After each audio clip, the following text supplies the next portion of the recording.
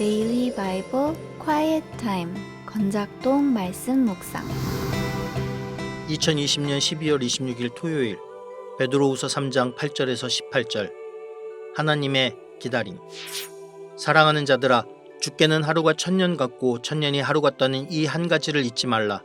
주의 약속은 어떤 이들이 더디다고 생각하는 것 같이 더딘 것이 아니라 오직 주께서는 너희를 대하여 오래 참으사 아무도 멸망하지 아니하고 다 회개하기에 이르기를 원하시느니라. 그러나 주의 날이 도둑같이 오리니 그날에는 하늘이 큰 소리로 떠나가고 물질이 뜨거운 불에 풀어지고 땅과 그 중에 있는 모든 일이 드러나리로다. 이 모든 것이 이같이 풀어지리니 너희가 어떠한 사람이 되어야 마땅하냐? 거룩한 행실과 경건함으로 하나님의 날에 임하기를 바라보고 간절히 사모하라. 그 날에 하늘이 불에 타서 풀어지고 물질이 뜨거운 불에 녹아지려니와 우리는 그의 약속대로 의가 있는 곳인 새 하늘과 새 땅을 바라보도다. 그러므로 사랑하는 자들아, 너희가 이것을 바라보나니 주 앞에서 점도 없고 흠도 없이 평강 가운데서 나타나기를 힘쓰라. 또 우리 주의 오래 참으심이 구원이 될 줄로 여기라. 우리가 사랑하는 형제 바울도 그 받은 지혜대로 너희에게 이같이 썼고 또 그 모든 편지에도 이런 일에 관하여 말하였으되 그 중에 알기 어려운 것이 덜어 있으니 무식한 자들과 굳세지 못한 자들이 다른 성경과 같이 그것도 억지로 풀다가 스스로 멸망에 이르느니라. 그러므로 사랑하는 자들아, 너희가 이것을 미리 알았은즉 무법한 자들의 미혹에 이끌려 너희가 굳센 데서 떨어질까 삼가라. 오직 우리 주 곧 구주 예수 그리스도의 은혜와 그를 아는 지식에서 자라가라. 영광이 이제와 영원한 날까지 그에게 있을지어다. 안녕하십니까. 김해 우리는 교회 심석보 목사입니다. 오늘은 베드로후서 3장 8절에서 18절까지의 말씀으로 묵상을 나누고자 합니다. 계속해서 베드로는 거짓 교사들의 가르침인 주의 재림과 심판이 없음에 대하여 반박을 하고 있습니다. 오늘 말씀에서는 주의 재림이 더딘 것에 대하여 성도라면 이렇게 생각해야 함을 알려줍니다. 베드로도 주님의 재림이 더디 오고 있음을 인지했습니다. 사실 베드로가 주님의 재림을 가장 소망하지 않았을까요? 자신의 생명도 주 앞에 내려놓고 순교의 정신으로 날마다 고군분투하며 복음을 전하고 교회를 세운 그입니다. 그럼에도 로마의 압제, 성도들의 변심, 거짓 교사들의 이 미혹적인 가르침 등으로 가득한 교회를 보면서 주님 다시 오시기를 가장 기다리지 않았을까요?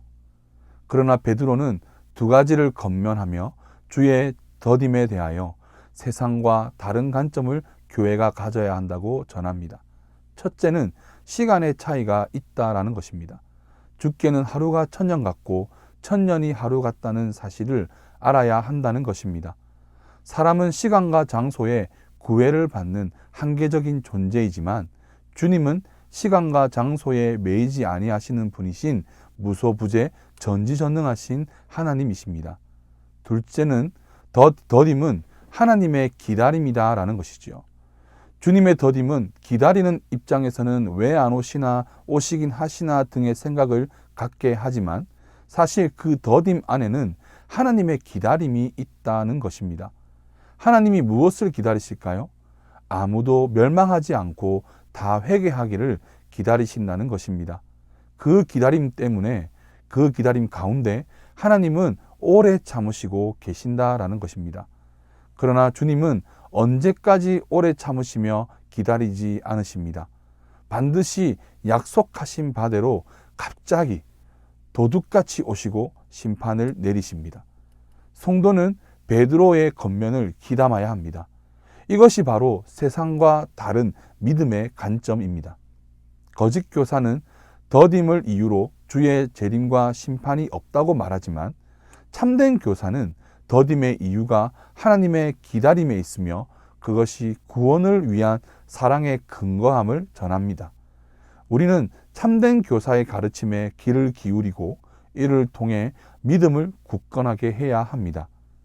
베드로 사도는 더딤의 이유가 분명하기에 교회와 성도가 어떻게 주의 재림과 심판을 기다려야 하는지 말하고 있습니다.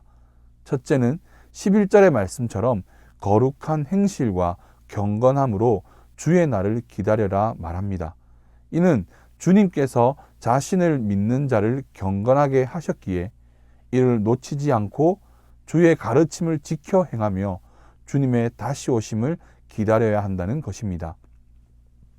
둘째는 14절의 말씀처럼 주 앞에서 점도 없고 흠도 없고 평강 가운데 나타나기를 힘쓰라 말합니다. 이는 성령 충만함 가운데 살아야 한다는 것입니다.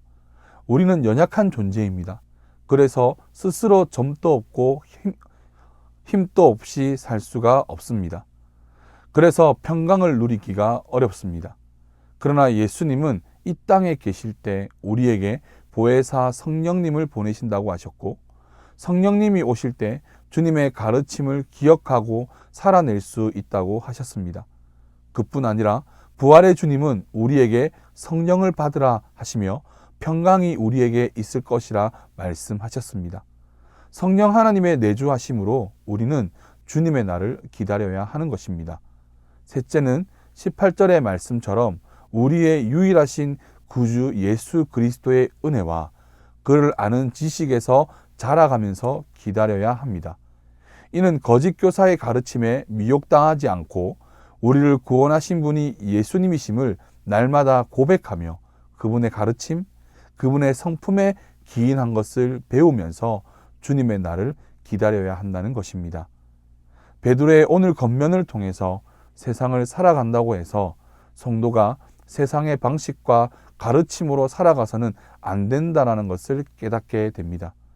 교회 공동체 안에서 세상의 잣대와 세상의 기준을 제시해서는 안 되는 것을 확신하게 됩니다. 성도는 오직 성령 충만하고 구주이신 주님의 가르침, 즉 말씀을 지켜 행하며 그것을 기준 삼아 세상을 살아가고 교회 공동체 안에 존재해야 하는 것입니다. 내 안에 세상을 살아간다는 핑계로 말씀에 대한 가르침을 쉽게 넘어감이 있다면 오늘부터 성도는 다른 관점, 믿음의 관점, 말씀의 관점으로 사는 것이 맞다고 변화의 걸음을 걸어가 보면 어떨까요? 감사합니다.